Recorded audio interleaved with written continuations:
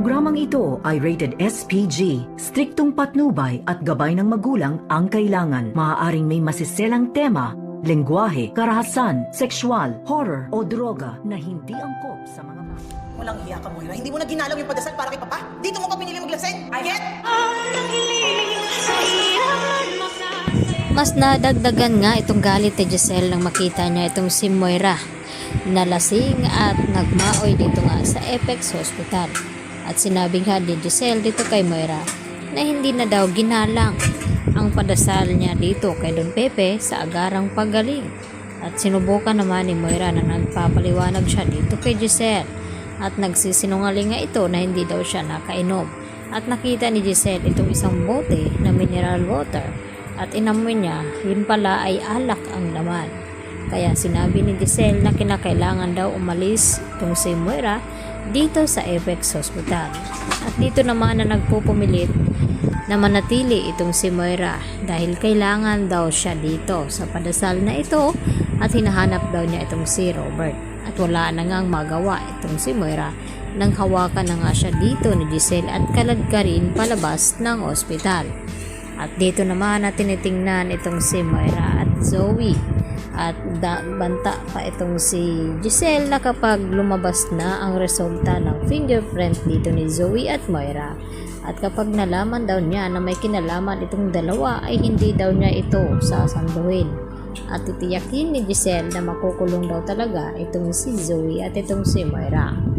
At hindi na nga nagkamali dahil maya-maya nga ay dito tinawagan itong si Giselle at sinabi na mayroon na ngang resulta at kinakailangan na magpunta itong si Giselle dito sa presento upang makita at malaman ang resulta ng fingerprint dito ni Zoe at ni Moira.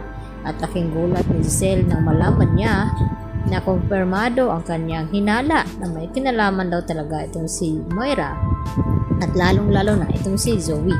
Kaya pilit na pinaamin ni Giselle itong si Zoe na kung bakit nagawa niya na nakipagsabwatan dito kay Moira at tinakot na kapag hindi siya magsalita ay tiyak na makukulong siya kasama itong si Moira at wala na magawa itong si Zoe kundi aminin dito kay Giselle na kaya niya nagawa iyon dahil nalaman nga ni Don Pepe na hindi siya ang tunay na anak dito ni RJ at ang kanyang tunay na ama ay walang iba kundi itong si Carlos. At hindi naman makontrol ni Giselle itong kanyang sarili kaya nagawa niya saktan itong si Zoe at maya-maya din ay dumating itong si RJ at itong si Annalyn. At pati itong si RJ ay nagalit ng husto kay Zoe na kung bakit sa tagal ng panahon ay nagawa niyang rukuhin sila at paanong nagawang saktan din ni Zoe itong si Don Pepe. Yun pala ay hindi nila kadugo ito. At dito rin na sinabi ni Annalyn kay Zoe na matagal na pala niyang alam na hindi siya kapatid nito at hindi siya ang tunay na anak nito ni RJ.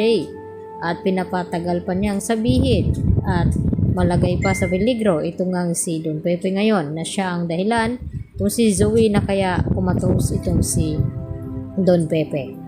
Kaya agad naman na kumilos din itong si Moira at gagawa ng plano at tinawagan agad-agad itong si Carlos na kinakailangan niyang tulungan ang kanyang anak na si Zoe na hindi makulong ng panghabang buhay. Kaya kinakailangan itakas ni Carlos itong kanyang anak upang hindi nga mahuli ng mga pulis at ganun din itong si Moira. Kaya magtulong-tulong na nga itong tatlo at kasabay dito ay ang ating aabangan na parating itong anak daw ni Giselle. Yan lang po at maraming salamat sa inyong pananatiling panonood dito sa aking YouTube channel.